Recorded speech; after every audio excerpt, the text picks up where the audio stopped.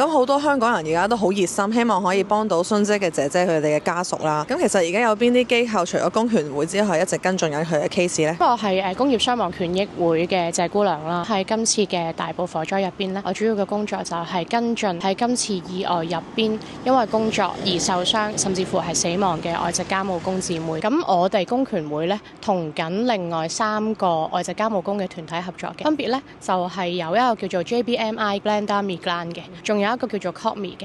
我哋最主要咧就係好似今日咁樣啦，會喺殮房呢一度，即係即時去接觸啲 case 啦。另外頭先講嗰3個團體咧，由一啲印尼家務工去組成嘅一啲網絡。當我哋係接觸咗啲家屬之後咧，我哋咧就會盡快咧去幫佢哋收集文件、核實身份。同時咧，我哋亦都會派人去返死者嘅鄉下，直接去接觸佢哋嘅家人，睇下到底係有幾多人啦，邊個係照顧緊嗰啲有需要嘅人。如果你有小朋友，佢未成年，要讀書，要有人買嘢俾佢食嘅，咁我哋幫佢申請嘅慈善基金係咪真係可以落到呢一啲小朋友身上呢？呢啲我哋全部都會核實晒，做晒呢一步啦，我哋就會幫佢哋去申請基金。大家唔使擔心，呢一個呢，其實睇落呢，好大機會呢，都真係一個嘅勞工保險會包嘅範圍嚟㗎。當然我唔敢講定啦，但係咁好多姐姐佢真係工作緊㗎嘛，將來會有呢一個勞工保險賠償嘅。但係勞工保險賠償呢，往往呢都要可能等1年2年。甚至乎佢咁遠嘅話咧，更加耐先攞到錢。呢段時間之前點算呢？我哋就會幫佢申請基金去處理嗰個緊急嘅需要，係要啲時間嘅。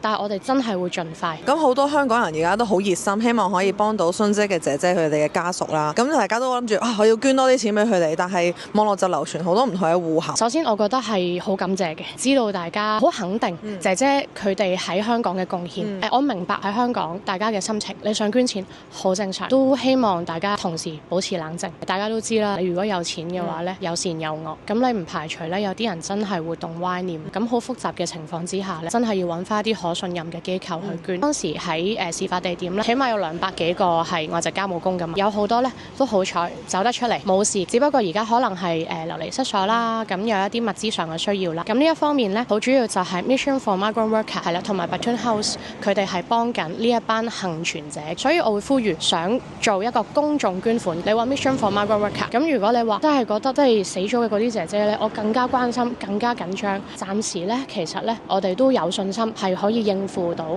咁多個 case， 佢哋目前緊急所需嘅。你哋可以繼續留意住我哋工業傷亡權益會嘅 page。我哋如果真係發覺搞唔掂，有需要公眾募捐嘅，我哋一定會即刻通知大家。